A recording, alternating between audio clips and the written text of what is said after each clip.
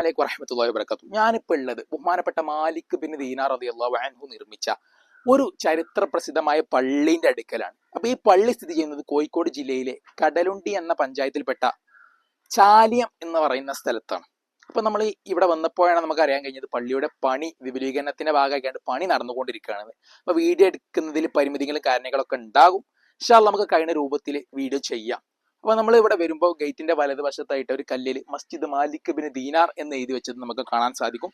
അതുപോലെ തന്നെ പള്ളിയുടെ ഇടതുവശത്തായിട്ട് അതുപോലെ എഴുതി വെച്ചിരിക്കണ് ബഹുമാനപ്പെട്ട മാലിക് ബിൻ ദീനാർ റളിയല്ലാഹു അൻഹു അദ്ദേഹത്തിന്റെ 12 അനുയായികളും കൂടി ചേർന്നാണ് ഈ പള്ളി ഇവിടെ നിർമ്മിച്ചിട്ടുള്ളത്. അതുപോലെ തന്നെ ഈ പള്ളി അറബിക്കടലിനോട് ചേർന്നിട്ടാണ് ഉള്ളത്.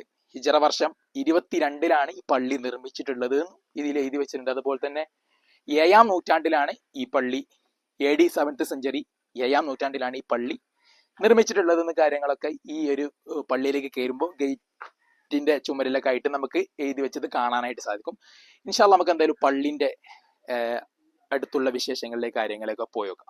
നിങ്ങൾ ഇപ്പം എൻ്റെ പിറകിൽ കാണുന്നതാണ് ബഹുമാനപ്പെട്ട മാലിക് ബിൻ ദീനാർ റളിയല്ലാഹു അൻഹു നിർമ്മിച്ച ആ ഒരു പള്ളി. ഈ ഒരു പള്ളിക്ക് ഒരു പ്രത്യേകത ഉണ്ട്.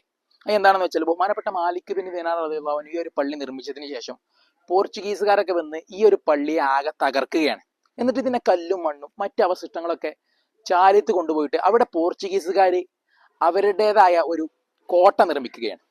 ഇതിനെ തുടർന്ന് നമ്പൂതിരിമാരും കുഞ്ഞാലിമരക്കാരൊക്കെ കൂടിച്ചേർന്ന് പോർച്ചുഗീസുകാരെ ഇവിടുന്ന് ആട്ടി ഓടിക്കുകയും ആ ഒരു കോട്ട പോർച്ചുഗീസുകാർ ആ കോട്ട തകർക്കുകയും ചെയ്തു. എന്നിട്ട് ആ കോട്ടയുടെ അവശിഷ്ടങ്ങളും കല്ലും മണ്ണും മറ്റു കാര്യങ്ങളൊക്കെ രണ്ടാമത് ഇവിടെ കൊണ്ടുവന്നിട്ടാണ് ഈ ഒരു പള്ളിയുടെ പുനർനിർമ്മാണം നടത്തിയിട്ടുള്ളത്. ചരിത്ര പ്രസിദ്ധമായ സംഭവം കൂടിയുണ്ട്. അതാണിത് സമയ മാപ്പിനി എന്നുള്ളത്. ഇത് നിസ്കാരത്തിനും മറ്റും ആവശ്യങ്ങൾക്ക് പണ്ട് കാലത്തുള്ളവർ സമയം കാണാൻ വേണ്ടി ഉപയോഗിച്ചിരുന്ന ഒരു രീതിയാണ്. അഥവാ ഈ ഒരു ഇരുമ്പിന്റെ തണ്ടിലേക്ക് സൂര്യന്റെ പ്രകാശം അടിക്കുമ്പോൾ അവിടെ ഒരു നിഴല് രൂപപ്പെടും. ആ ഒരു നിഴല് ഏത് ഭാഗത്തേക്കാണെന്ന് നോക്കിയിട്ടാണ് നിസ്കാരത്തിനും മറ്റു കാര്യങ്ങൾക്കൊക്കെ അവർ സമയം കണ്ടിരുന്നത്. ഇത് നബി സല്ലല്ലാഹു അലൈഹി വസല്ലം തങ്ങൾ മുതൽക്ക് സ്വഹാബിമാരും താബിഈങ്ങളും താബിഈങ്ങളൊക്കെ നിസ്കാരത്തിനും മറ്റും സമയം കാണാൻ വേണ്ടി ഉപയോഗിച്ചു വന്നിരുന്ന ഒരു രീതിയാണ്. ഞാനുള്ളത് നമ്മളെ പള്ളിൻ്റെ ഉള്ളിലാണ്. ഈ പള്ളിന്റെ ഒരു മേൽക്കൂര ഓടുകൊണ്ടുള്ള മേൽക്കൂരാണ്. ഒരു 50 വർഷം കാലയളവ് വരെ ഈ ഒരു പള്ളിന്റെ മേൽക്കൂര ഓല കൊണ്ടായിരുന്നു. ഇത് പള്ളി വിപുലീകരണത്തിന്റെ ഭാഗമായിട്ട് ആ ഓല മേൽക്കൂരകളൊക്കെ മാറ്റി ഓടുകൊണ്ടുള്ള ഒരു മേൽക്കൂരാക്കി മാറ്റിയതാണ്. മാലിക് ബിൻ ദീനാർ റളിയല്ലാഹു അൻഹു നിർമ്മിച്ച ആ ഒരു പള്ളി അവിടെയാണ്. അപ്പൊ ഈ ഒരു പള്ളിക്ക് പുയക്കരക്കൽ പള്ളി എന്നുള്ള ഒരു പേരും കൂടി ഉണ്ട്. അതിനുള്ളൊരു കാരണം എന്താണെന്ന് വെച്ചാൽ ആ ഒരു പള്ളിയോട് ചേർന്നാണ് ചാലിയാർ പുഴ ഒഴുകിക്കൊണ്ടിരിക്കുന്നത്. ഇപ്പൊ ഇതിന്റെ പിന്നിൽ കാണുന്നതാണ് ചാലിയാർ പുഴ.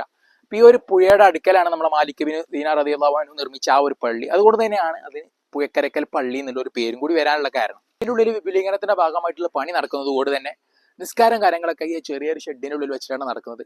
അപ്പം കഴിയുന്നവരൊക്കെ ഈ ഒരു പള്ളി വന്നിട്ട് കാണുക. ബഹുമാനപ്പെട്ട മാലിക് ബിൻ ദീനാർ റളിയല്ലാഹു അൻഹു ഉണ്ടാക്കിയ ഈ ഒരു പള്ളി വന്നിട്ട് കാണുക. ഇതൊക്കെ ഒരു അനുഭവമാണ്. എന്തായാലും നമ്മൾ ഇന്നത്തെ വീഡിയോ എത്രയുള്ളൂ. അസ്സലാമു അലൈക്കും വറഹ്മത്തുള്ളാഹി വബറകാതുഹു.